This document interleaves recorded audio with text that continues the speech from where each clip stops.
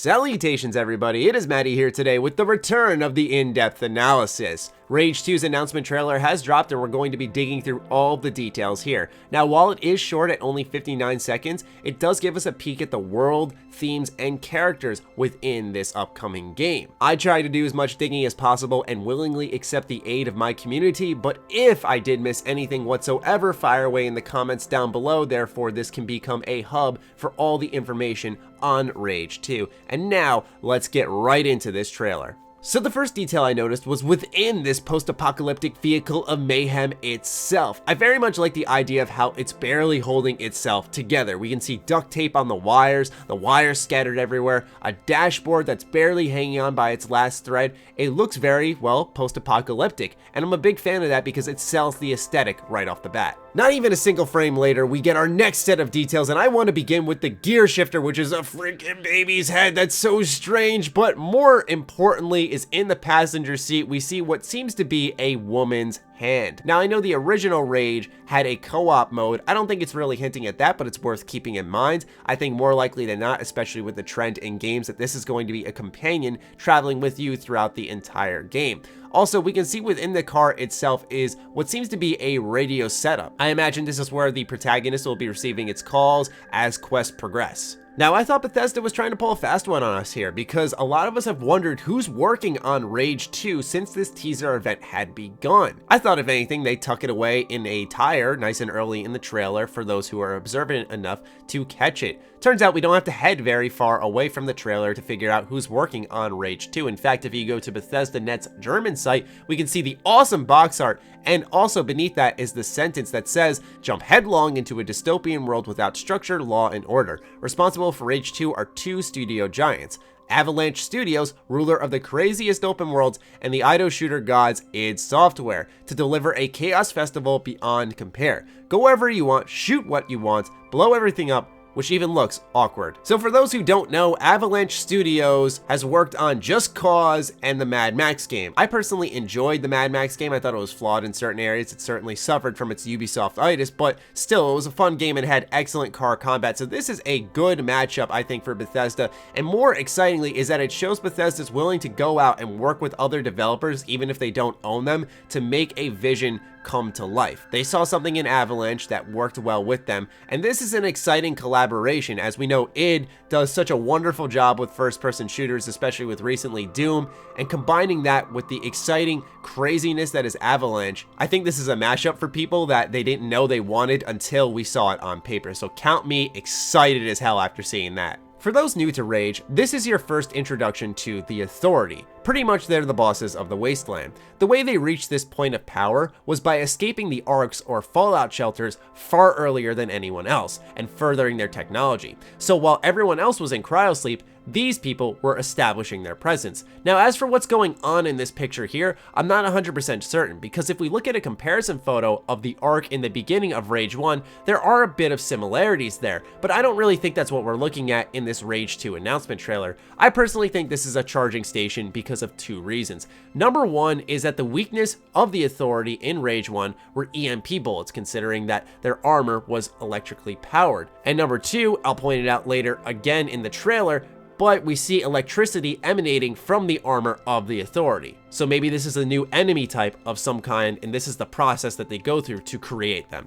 Based off seeing the Authority beforehand and now this important figure here and then various factions afterwards, I imagine this point in the trailer is trying to introduce us to the important characters and factions that will be populating the world of Rage 2. This character I can't tell you much about other than he looks more like a happy-go-lucky guy compared to the rest of the people in this trailer who are attempting to look more crazy, more intimidating. Because right after him, who we will have a closer look at later, we get a look at two different types of raiders. One who's slamming a drink down his throat and seems more of a vicious type of raider, and based off his necklace with the teeth lodged into them, I imagine this is more of the hunter type of raider compared to the others. While there's a different type of raider who we've seen previously in Rage games and actually in the teaser event for Rage 2. Based off the goggles themselves, these seem to be the wasted raiders. Pretty much they're the standard bad guys you're going to be killing throughout the world. They're going to come at you in hordes and you're going to mow them down. Now, based off that deduction in the teaser events, maybe they've been renamed for Rage 2 as the goons, because one thing that was consistent within the teaser event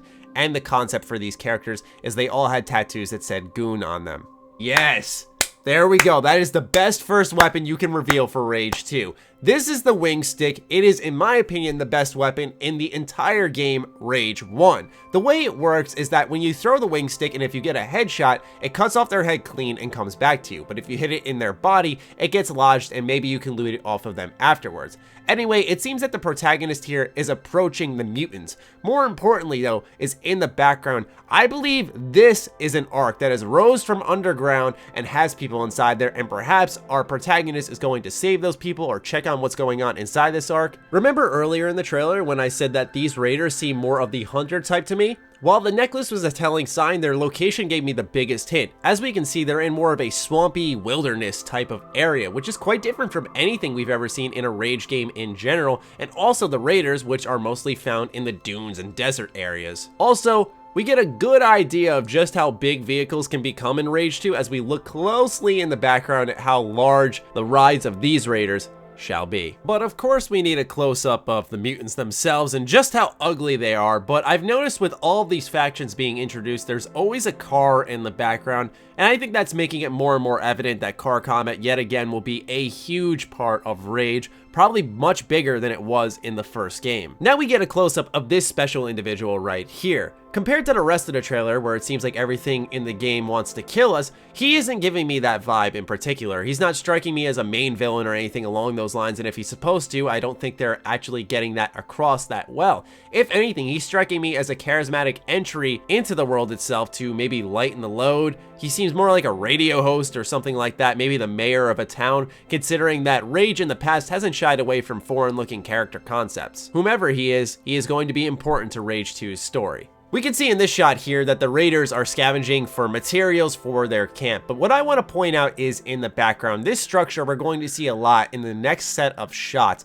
and that means to me that it's some central point worth fighting for. Perhaps it's a source of energy and it'll assist one of the camps, and maybe then the protagonist can join one of these factions and help them get control of this building. Could that lead to multiple playthroughs, multiple endings? I know that's a big stretch just by looking at a structure. I'm spitballing ideas at this point here, but just keep an eye on this tower. It doesn't seem to be an arc in my opinion, but it is a place of importance clearly. Like I said earlier, to me it seems like a source of energy or power, which based off the dunes and how everything's completely a wasteland here, is useful. Throughout the next few seconds, we see various shots of the factions, but no standout details until right here when we get a look at the Authority yet again, and we can see electricity emanating from his armor. That's why I personally felt earlier in the trailer that that armor was being charged. Maybe that was the building that we were looking at earlier that I said seems to be a significant point in this wasteland. Now we see the Authority going up against the mutants. For those who don't know the story behind this, pretty much the mutants, most of them at least,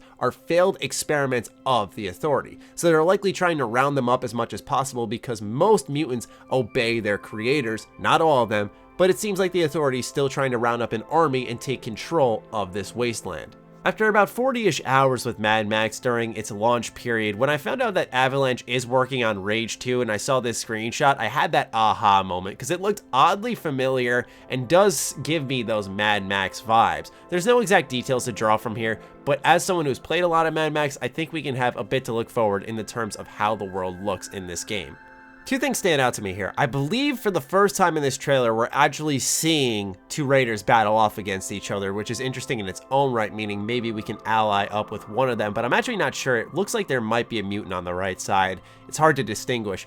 More importantly is on the billboard, it says, "Place to be." The first Rage didn't have an exact location. I wonder if Rage 2 is going along those same lines. All we knew was it's on planet Earth. It stopped right there. Once again, it's another series of shots that I feel don't offer anything in particular up until this fine gentleman right here who seems to have what looks to be maybe wings on his back, and I wonder if based off Just Cause and how much flying you could do in that game with the grapple gun, if there's going to be something along the lines like that in Rage 2. While I find it highly doubtful, the contraption on his back started getting me to think about that. This is an odd one because I was just saying earlier how the Authority was trying to capture the mutants considering they were their own failed experiments and create an army with them. But here we see the mutants leading what seems to be in the background the Authority, or perhaps they're working together, but with the mutant in the forefront, I'm getting a feeling that he is the commander of this army. So that's a bit of a change, and I wonder if they have become more intelligent. Have they developed in some way and managed to outsmart even the Authority? I'm curious to see exactly what's going on here. With one final shot remaining for me to analyze, let's dig into this and conclude the return of the in-depth analysis. So we have a behemoth here. He is quite familiar for those who have played Rage 1 because there is a part when you are in the Dead City and actually have to fight this big dude. Seeing them return, roaming around in what is now considered a true open world game according to Bethesda, is going to be quite interesting. How will they interact with the world? Will they be tucked away in their own areas where they won't intrude on the player? Or will we dynamically encounter them? I'm curious to see how this all weighs out. Will they only be story events? Questions, questions, questions. And that, ladies and gentlemen, shall conclude my in-depth analysis for the Rage 2 announcement trailer. I hope you guys learned something today. If there are any details that I missed and didn't point out in this video, fire away in the comments down below. I will be back again tomorrow for another in-depth analysis 2 days in a row because there will be a worldwide gameplay reveal for Rage 2. And that's going to be super exciting because I'm curious to see what this game looks like in general, the art style, because the pink vibe is still throwing me off. That'll do it for me, folks. I hope you enjoyed, and I will catch you in tomorrow's video. Be sure to follow me on Twitter, like me on Facebook. Those links are in the description down below, along with my Patreon. Do consider supporting that as it fuels all the content we create here. Stay sexy, stay active. I love you all. Peace.